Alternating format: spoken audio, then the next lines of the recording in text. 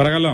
Έλα, Αποστολή. Έλα. Καλό μεσημέρι, βρε. Εσύ ακούει η κόρη μου η μικρή την εκπομπή σου. Α, μάλιστα. Πόσο χρονών? Λοιπόν, 9 χρονών, κάτσε λίγο ρε να στη δώσω. 9 καλά είναι, 9 και μεγάλη είναι, έχει οριμάσει πολύ. Ναι, γιατί οι άλλοι που είναι 18 μόλις τρελαίνεται τελώς. Α, έχεις και 18. Περίμενε μισό λεπτό. Με την ίδια γυναίκα, Τη βγάζει το διπλάσιο, μετά πάει 18 με 36. Δεν τα έχουμε φτάσει ακόμα, ρε. Μισό λεπτό, γέλα, για χαρά σου. Τι έγινε?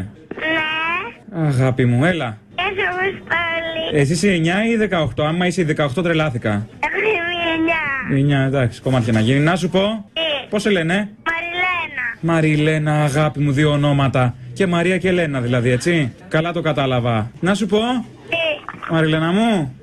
Ναι. Έχεις κανένα αγόρι? Όχι. Ελεύθερη είσαι? Ναι. Α, μάλιστα. Να σου πω τώρα, τι κάνεις το Σάββατο το βράδυ? Θες να σε βγάλω για ποτό? Όχι. Για πορτοκαλάδα.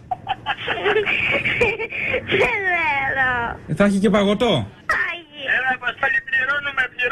Θα σου δώσω και καραμέλες. Δεν έχω πονηρόσκοπο.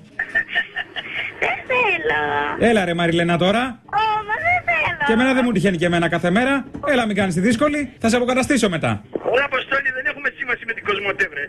Έλα και εσένα πόσο χρονών είσαι, αγάπη μου, και εσύ καλός είσαι?